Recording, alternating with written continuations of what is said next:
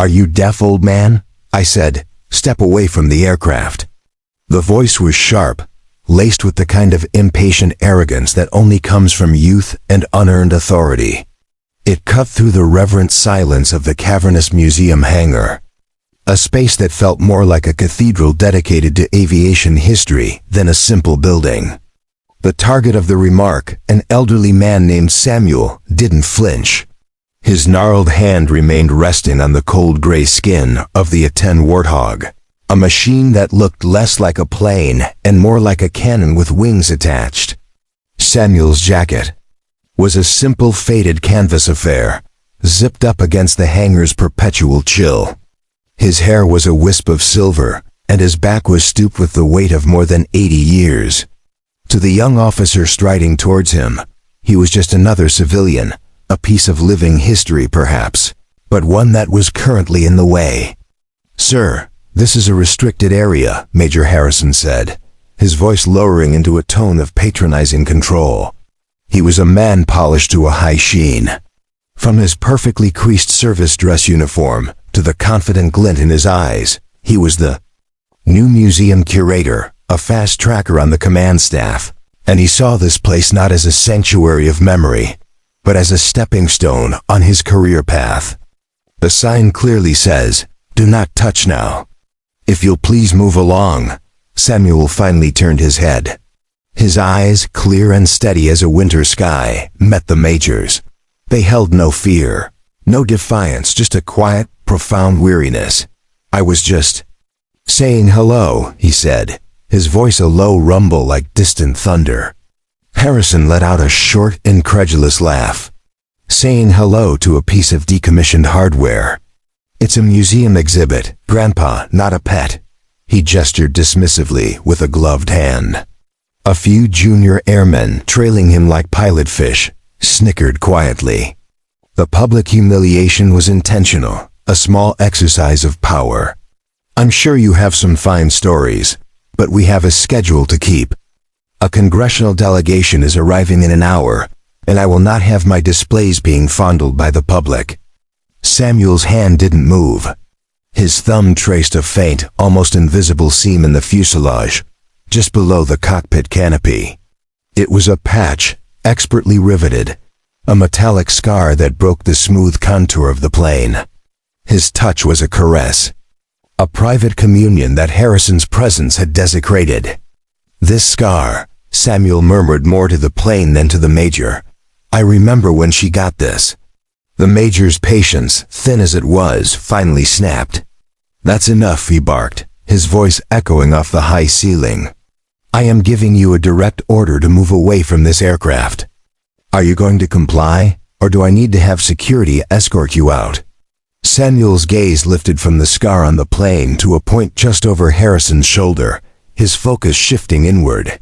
The sterile, quiet air of the museum hangar dissolved.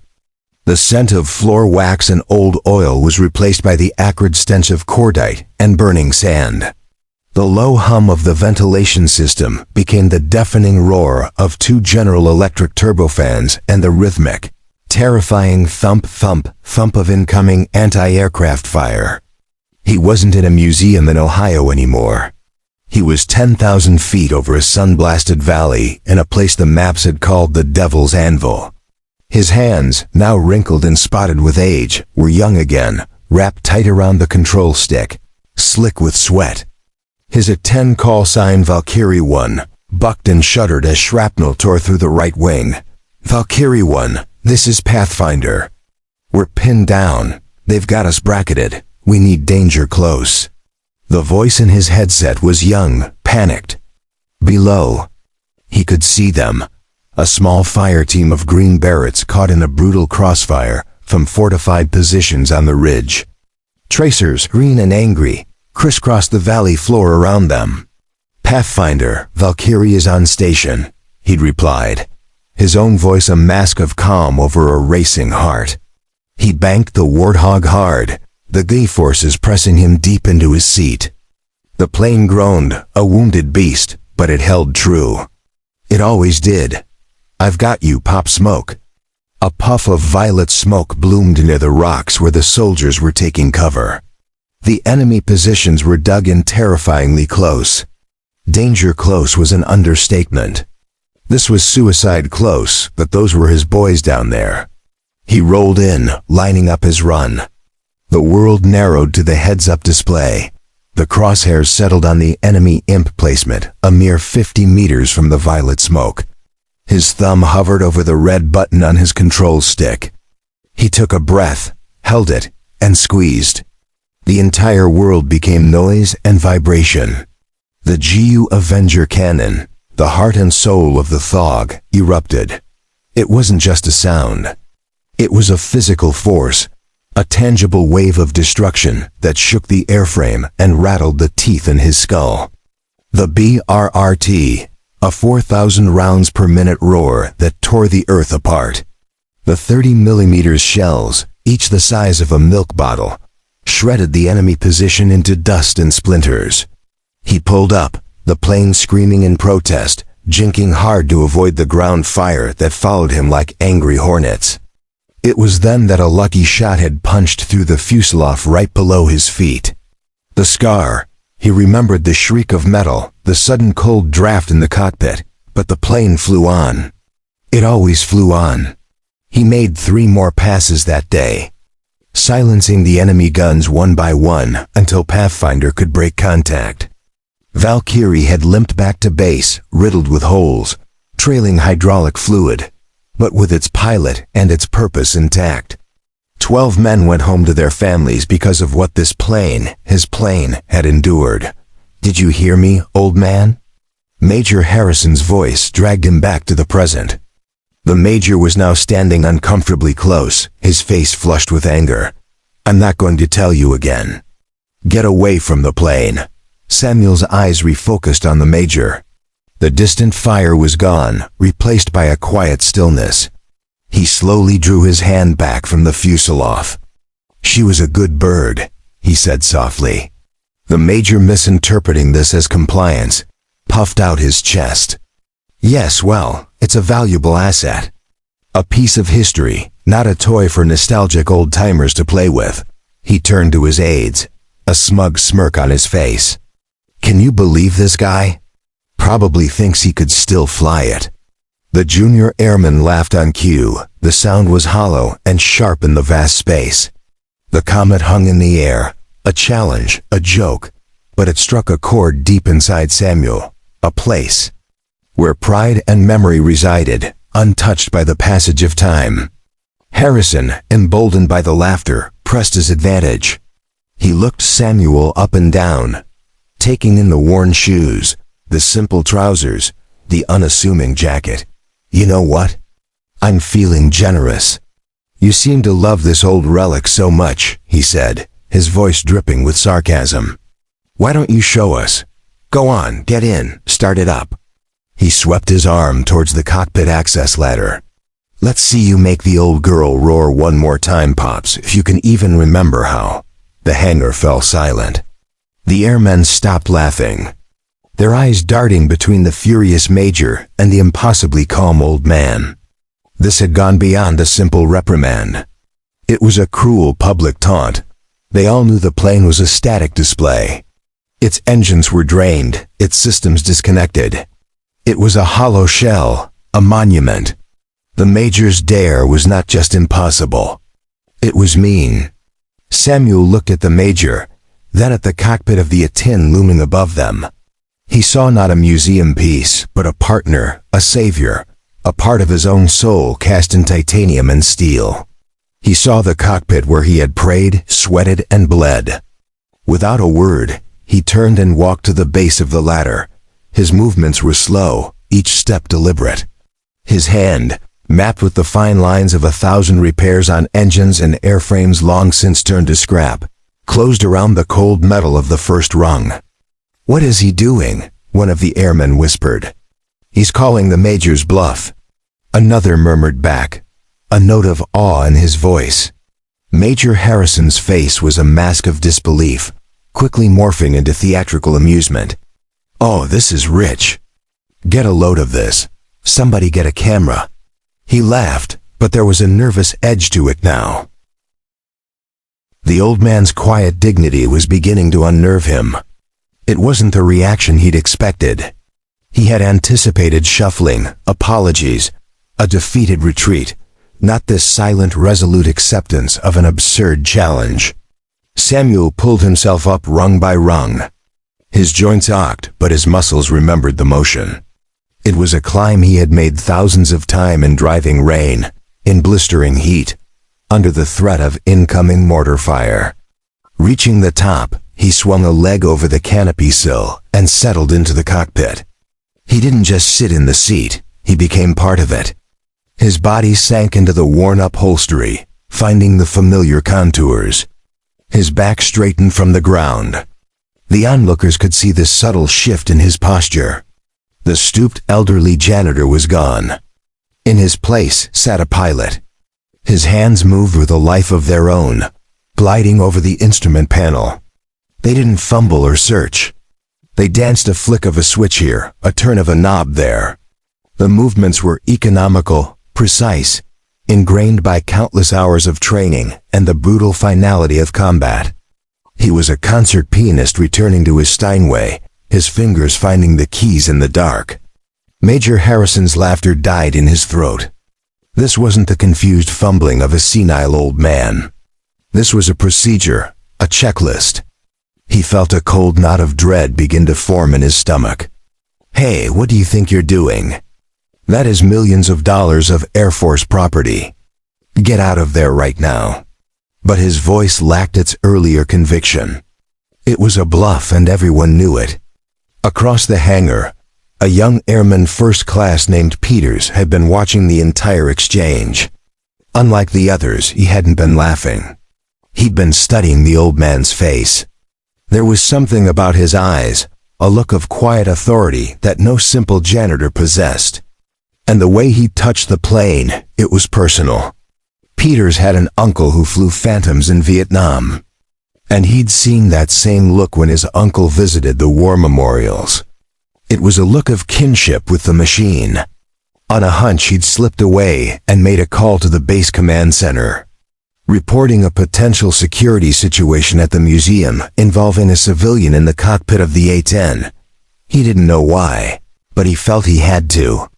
Back at the Warthog, Samuel ignored the major's sputtering commands. His fingers found the battery switches, flipping them on. A low hum filled the cockpit as the dormant electronics began to stir. Gauges quivered. Warning lights flickered to life like sleepy eyes. "I said, get out," Harrison shouted, starting up the ladder. Just then, the main hangar doors at the far end of the building slid open with a deafening hydraulic hiss, flooding the space with bright sunlight. A black staff car sped across the tarmac and screeched to a halt just inside. The back door flew open and out stepped a figure who commanded instant silence and attention. He was tall, ramrod straight with the silver hair and weathered face of a career officer. On his shoulders gleamed the 4 stars of a full general. General Madsen, commander of Air Combat Command, was on base for the dedication ceremony Harrison was so concerned about. He had been diverted by an urgent message from the base commander about a situation at the museum. He strode into the hangar, his aide-de struggling to keep up. His eyes, sharp and analytical, took in the scene in a single glance. The fuming major on the ladder, the silent crowd of airmen, and the silhouette of an old man in the cockpit of the A-10. Major Harrison. The general's voice was a crack of thunder. It wasn't loud, but it carried the weight of absolute authority. "Report, what in the hell is going on here?" Harrison scrambled down the ladder, his face turning from red to ghostly white. He snapped to attention, his salute trembling slightly. "General Madsen, sir, unforeseen circumstance." "Sir, this civilian, this old man." He became belligerent and climbed into the exhibit. "I was just removing him." General Madsen's gaze shifted from the stammering major to the figure in the cockpit. He squinted, his head tilting slightly. A flicker of disbelief crossed his face, followed by dawning recognition and then profound undisguised awe. "Civilian," the general said, his voice dropping to a near whisper. He walked slowly toward the plane, his eyes locked on the man in the cockpit. "Major, do you have any idea who you're speaking to?" Harrison was confused. "Sir, he's one of the museum volunteers. A janitor, I think his name is Sam." The general let out a sound that was half laugh, half groan. He shook his head slowly, looking at Harrison with a mixture of pity and contempt. "Major, that is not a janitor. You are standing in the presence of a living legend. That is Colonel Samuel Bishop. Call sign Ghost." A collective gasp went through the assembled airmen. The name was mythical, a story told in hushed tones at the officers' club. A legend from the shadowy world of special operations aviation. The Ghost. The A-10 pilot who flew missions no one talked about in places that didn't officially exist. The man credited with more confirmed enemy armor kills than any 3 pilots combined. The man who had flown this very plane, Valkyrie, through hell and back. "He's not just a volunteer here, Major," the general continued, his voice rising with righteous anger. "He's this museum's single most valuable artifact. We put his plane here to honor him. He comes here to be with a part of his soul. And you called him old man."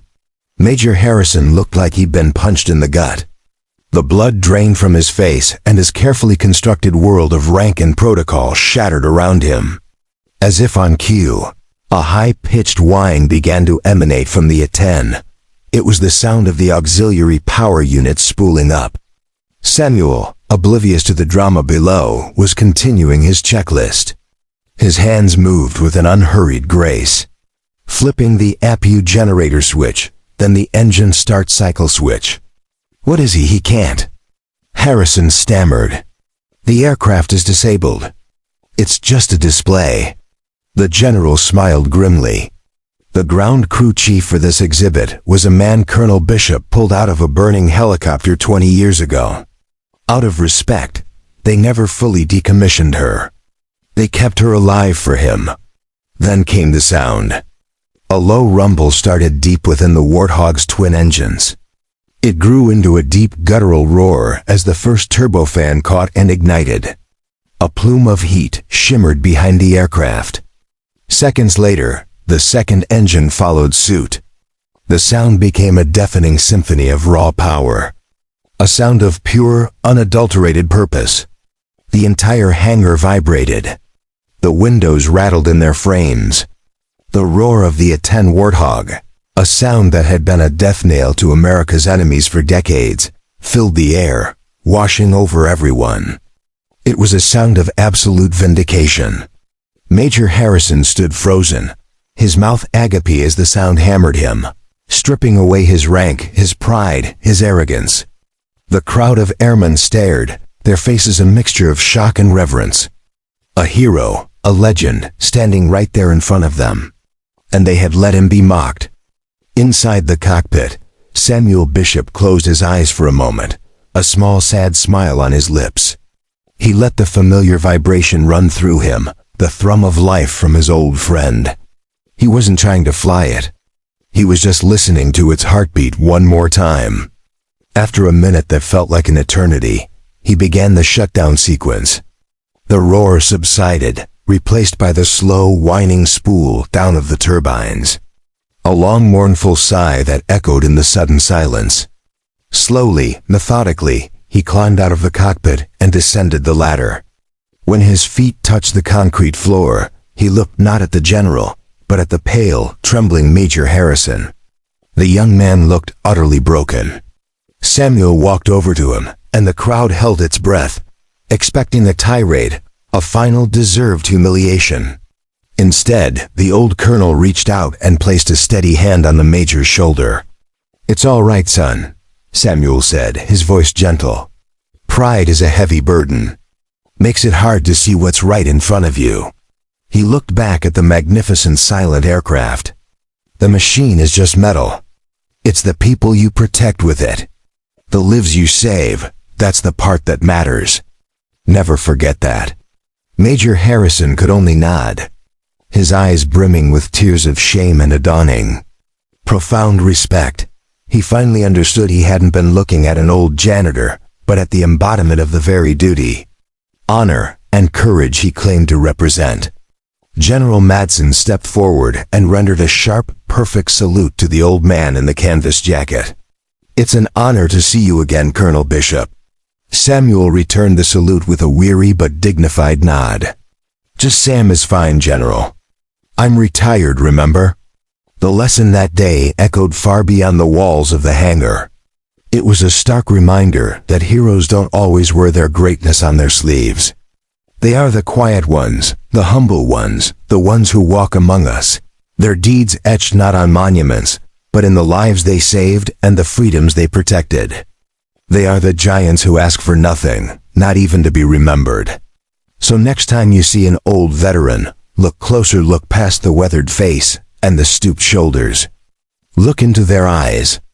You might just see the ghost of a warrior standing silent watch over a world that has all but forgotten him. And maybe, just maybe, you'll be the one to remember. If this story reminded you of the quiet heroes in your own life, please consider liking this video and subscribing to our channel for more stories that honor their legacy. Share this with someone who needs to hear it.